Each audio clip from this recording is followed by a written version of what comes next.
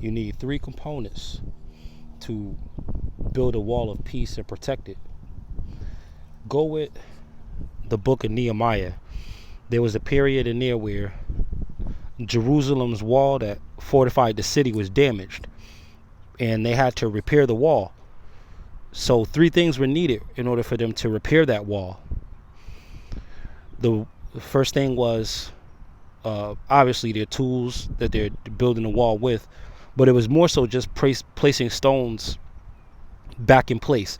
Stones represent people, so the reinstatement of people, especially into positions where they belong, if they were wrongfully outed for some reason or was forced to walk away, they can be re-implanted. They can be repaired into the original wall, because Jerusalem, that's the hero's piece.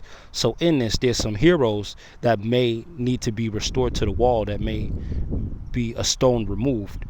So that's the concept on a global scale of rebuilding this proverbial psychological spiritual wall that we need. And the wall, the spiritual wall, is to protect ourselves from the stresses, protect ourselves from the messes that come with this life.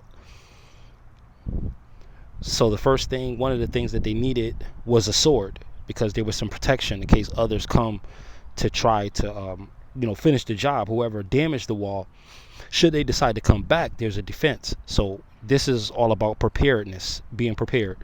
Are you ready to tackle the issues of life? Do you have the maturity level to handle the downs as well as the ups? This is what it is to guard yourself with your sword, because that's what you're going to defend yourself with. The sword has nothing to do with the wall. The sword is to protect the city. As you rebuild the wall, that protects it. And another thing they needed was a lamp, like a lantern, because a lot of times they had to rebuild the wall at night. These things were going on all night, the rebuilding, and that's usually when people tend to toil a lot for peace, what they call the midnight hours, right? So you're, in a way, you're trying to put your piece together in the wall. You're trying to get the piece that comes with a hero. You have to get it through the dark night of the soul. So you got lanterns when you're on this wall of peace. Lanterns. And the other thing that they carried was a horn to make announcement. So you radio the troops. Now the horn is the announcement. So what are you announcing?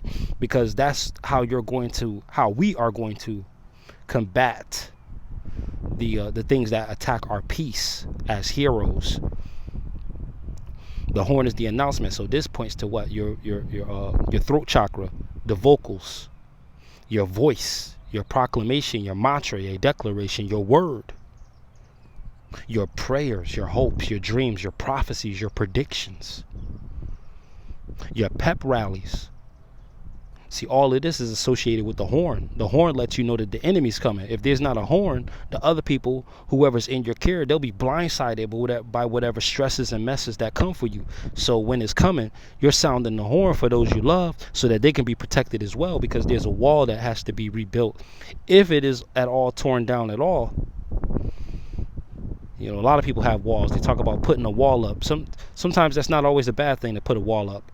I know that the connotation behind it is to divide, but there does have to be a barrier between you and negative influences. You do have to put a wall up when it comes to that. There's certain thoughts that you can't let in. There's certain ideas that you can't entertain.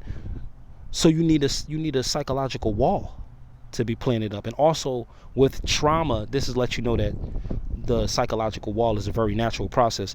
When a person goes through a certain level of trauma, selective amnesia or retrograde amnesia can result in a lot of times where they won't have recollection of certain details surrounding the trauma, or they can just be, as a side effect, just be forgetful as a person. So the amnesia is usually the walls that protect the mind, that house the mind to protect it from receiving any further trauma. So it's like the ego is working in overdrive, but it's not the ego that you need to protect your wall with. You got to protect your wall with your sword. Because and what do they call the sword according to scripture? The sword is your spirit. That's what it is. It's the spirit. So that's what, what does that mean? Guard your energy. This is what you're using to actually win the war. This is your weapon. So even if you don't have a horn developed, if your throat chakra is not developed, if you don't feel like you have enough knowledge, wisdom, and understanding on how to tackle this, you may not know what to say. So your horn might not be there when you go to rebuild this wall of your hero's peace, you being the hero.